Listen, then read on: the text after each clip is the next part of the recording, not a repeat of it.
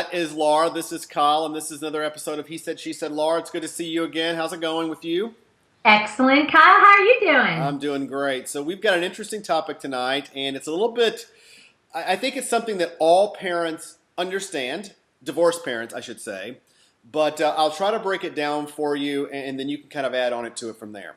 So, as a divorced parent, it's very easy to get caught into what I would consider one-dimensional parenthood, all right?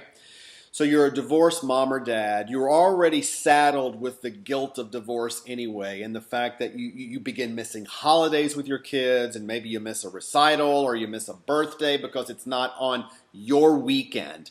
So you take that guilt and you turn it around and you pour every moment into giving your kids everything that you think that they need to make up for the guilt that you're feeling when, let's say, you're not around, right? So you're tracking with what I'm saying here, correct? Yeah, absolutely. So that means that you don't have a life outside of your children. That means that you don't have any hobbies, you don't have any activities. You devote every waking moment to your kids. So all your children ever see when they're with you is you doting and devoting and helicoptering over your kids and really just, living, if you will, for them. As single parents, it's an easy trap to fall into, and it's also a very dangerous trap to fall into.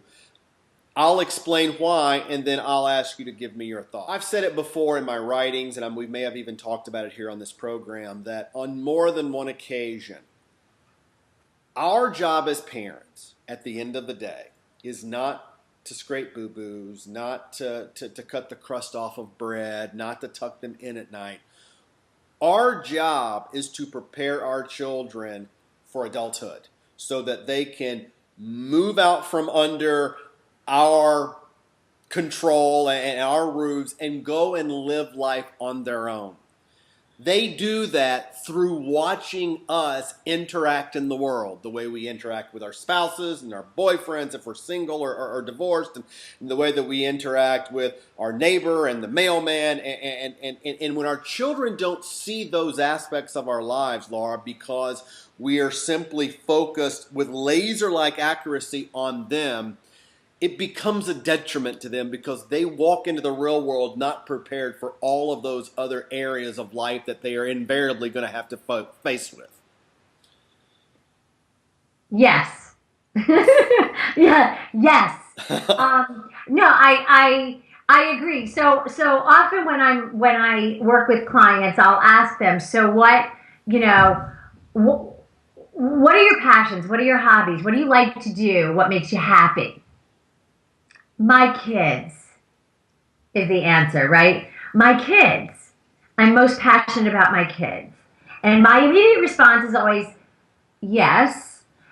We can establish as parents, really, for the most part, if you're a parent, yes, your number one priority are your children. I get that. So I want to remove that and put it on the table, put it over to the side on the table. And when I take that off the table, what I find often with women and moms, especially the ones I work with, is there's not much else left.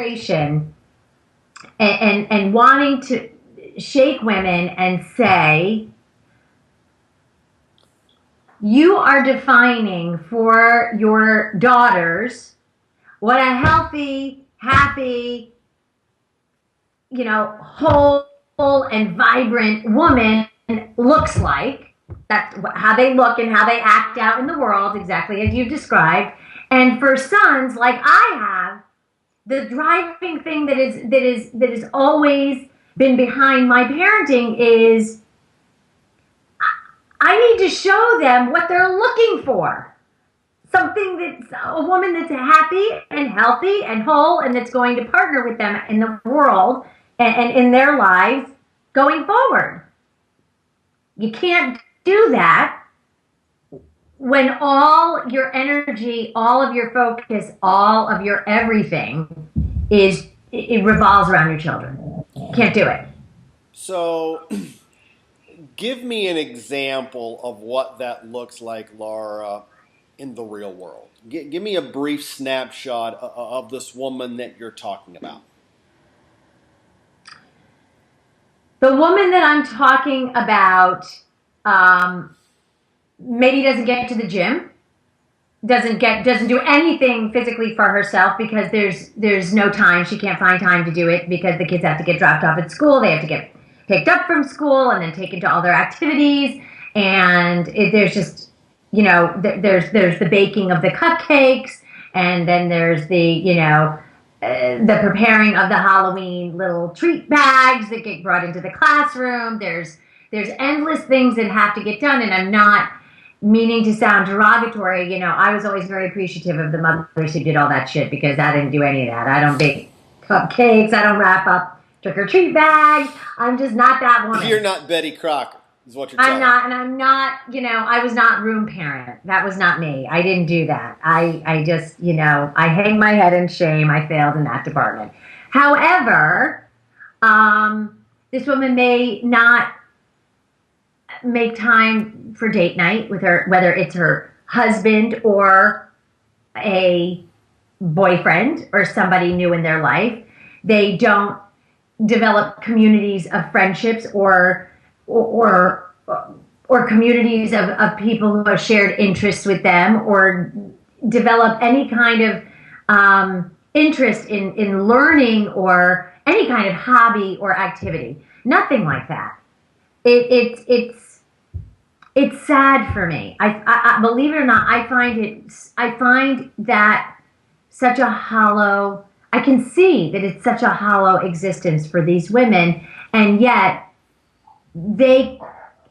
for them, the notion of creating their own life is a failure as a parent. I believe that there are two aspects of this that we need to talk about. So let's first talk about the single parent. Mm-hmm. The single parent who either does not have the support of an ex-spouse because he or she has disappeared, or maybe it's been through the death of that spouse or whatever. That proves to be a little bit more difficult. Okay. Likewise for the married mother or father, and we can say both, because I think there are situations where they don't receive the support that they need from their spouses, so it almost becomes a necessity for them. It's not something that they've chosen; it's just something that they have to do. I don't think that we're talking about those individuals. We're talking about the divorced parent, or for that matter, the mother or father in the nuclear family, who finds it easier to latch on and attach to their children because those children, one, that's a healthy risk. It's a risk-free attachment, right? A 9-year-old child, an 8-year-old child is really not going to portray you. They're going to think that you hung the moon and the stars all the time. And then secondly, I think it's very easy as parents, because we can create relationships with our children that become on our terms. That's why I'm convinced that so many people would prefer to have a pet than have a child. I'm not getting off task here, but I think it's true. I think many people would prefer to have a dog instead of a child, because they can have the love. They can get the love that they receive on their terms, as opposed to doing something else. Okay, I'm getting off topic. But my point is, it becomes a very easy relationship to fall into, I think, for those reasons. So it's a rut. It's a parenting rut, if you will, because we kind of, we take our lives, we hit the pause button, and then we just track along with our children, until invariably the kid hits about middle school. And at that point, everything changes. Because you've had middle schoolers, my daughter's in middle school, The Queen's kids have been in middle school, and about the time they hit middle school, that relationship that you've poured your entire life into for the last 12 years, they don't want it like that anymore. They want to spend more time with their friends than they do with you now. And as a mother and a father, it becomes an issue because we've been used to this dynamic with our kids and putting all of our time in them for so long. All of a sudden, they begin pushing back on that, all right? One. And then if you're a married parent, then you're like, well, heck, my kids don't need me like I used to. I have this relationship that's virtually a roommate plan with my spouse. It's not coincidental that divorces happen as children get into middle school. That's not a coincidence, okay? Or we find out that as our children get into those upper levels and they begin to have those more dynamic relationships with their friends, they don't know how to operate at any level because they haven't seen their parents operating in anything similar to that for the last 12 or 13 years, and they go completely off the reservation. The buzzword is, and especially, and this is in the instance of divorced parents, I want my kids to be okay. I just want my kids to be okay, right? So if I just pour myself all over them, shower them and cloak them in my love, they're going to be okay. No, they will be as okay as you are, as okay as we are. And I look at my son now. My son's been in a relationship for 1.5 years. With a really nice girl, and it's not full of drama and conflict, thank God. And I look at him and I think, what's he thinking when he's with her? What's he looking for? How does he tackle his own world within that relationship? How does she do that? I don't have daughters, but I know that if I did have a daughter, I'd want her to move into friendships and relationships with a focus on herself and her own needs and her own desires, and then wanting to go out and kind of share that with someone, but not turn and feel that her role is to lavish someone with love and adoration, whether that be a boyfriend or down the road a child. It concerns me. Well, that idea of I want my kids to be okay, that's being driven by our sense that something is wrong currently to make it not okay. And maybe that's the case. That's a very valid point. That needs to be addressed. Unfortunately, we can't do all of that on our own. If it's a divorce situation, probably the guilt's going to come from the fact that our children live in this crazy ping pong life, and they're back and forth, and they're mom's one day and dad's the next, and they never have this sense of grounding. Well, if you know that's where your guilt's coming from, then you can do things to help mitigate that issue. Not pouring your entire existence into your life, into your children's life, hoping that will make up for it. Right. Discover where that tension lies, and then work to ease that tension, but knowing, as a divorced parent or as a single parent, Laura, you're never going to solve it. Oh, absolutely. You're going to have to live with some of it forever. That's just part of it. That's one of the devastating things about divorce among the laundry list of things that there are, is there's a tension there that we'll always have to live with, and we're just people who we want to solve everything and make everything okay. We have to know that there's going to be a tension. We can do our very best to solve where we think there are issues. Right. And then we have to move from there. Being okay is something that we have to do for ourselves. Okay? It's something, we're responsible for being okay because we can be. And,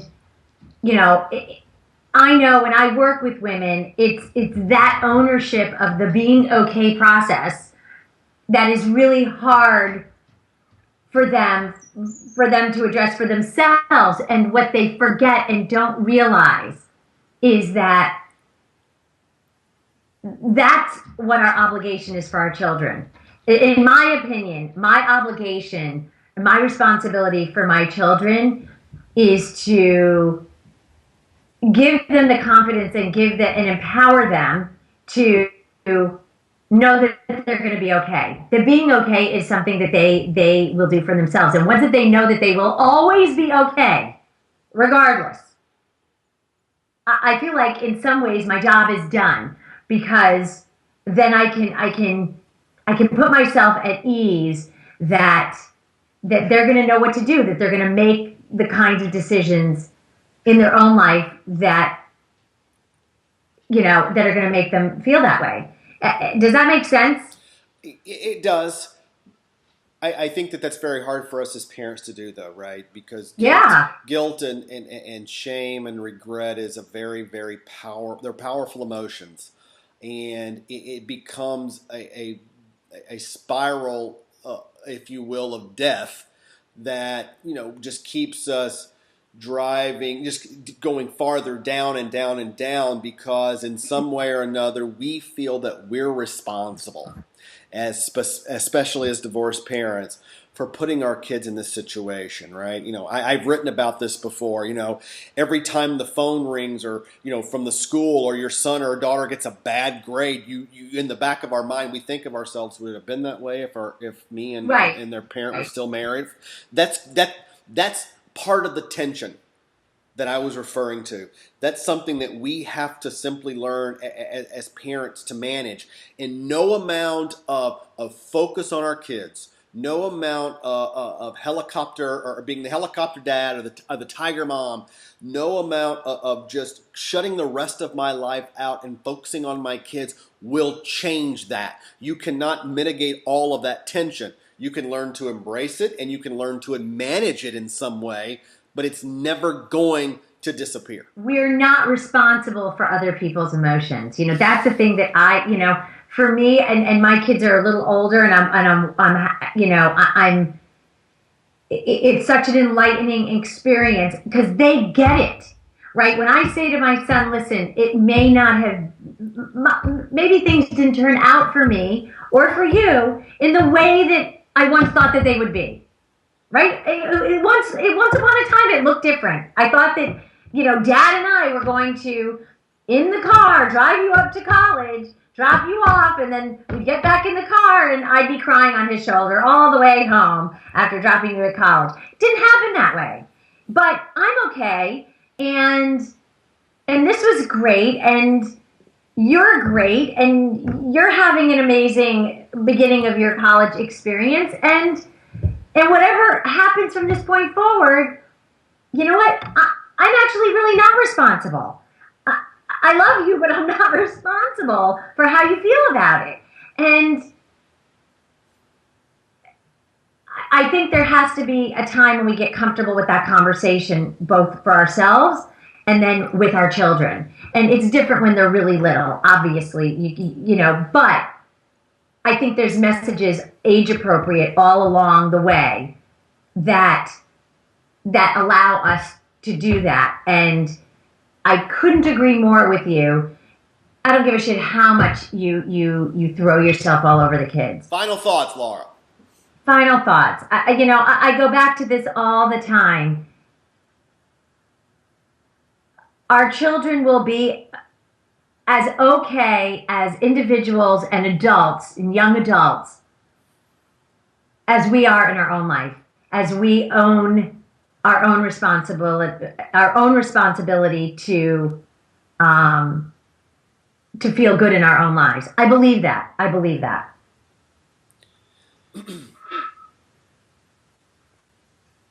As parents, I think that we have to fully accept that our ultimate job is the preparation of our children for adulthood. When you think for a moment the number of years that we have to really influence our lives and put our children on a path that will lead them to success, it's usually between the ages of about 5, and we'll give it on the conservative end and go 17. All right? So in that 12-year period of time, we have to do as much as we possibly can to set them on the path so that when they leave the nest and they fly away, we have prepared them to tackle the world that they're about to go into. As a divorced parent, that becomes very difficult, right? Because we've got this buffer of guilt and regret, remorse that are, around us all the time. So what we can do is we have to understand that that's going to be there. It's never going to all go away. Then, only thing that we can do is work with our children, prepare our children the best we can given the circumstances, and then to your point, when they move off to college and they get that first job and they get that first marriage and let's pray that it's the last marriage and they move on with their life, what direction their life goes from there, if it falls off a cliff or whatever, that's not our responsibility. As long as we did everything that we could, to prepare them beforehand. If we are, though, caught into this emotional roller coaster of guilt and remorse, and all we're trying to do is we're trying to manage their okayness, right? Not thinking about our own. Yeah. It's never going to happen. So they're going to have a distorted view of what being an adult looks like because they saw you doing whatever you're doing, and then we're going to set them on the path for failure. And then at that point, we have to look in our mirror and ask ourselves, what could we have done differently? And I do want to add one more thing. I know I had my final word, but I want another one. Is if we don't give them the gift of figuring out how to be okay, they will grow up to look for someone in their life to make it okay for them. And we know where that goes. Yes, we do. That was a great final thought. Laura, good talking to you again. I'm glad we got together. Until next time, have a great one. Bye.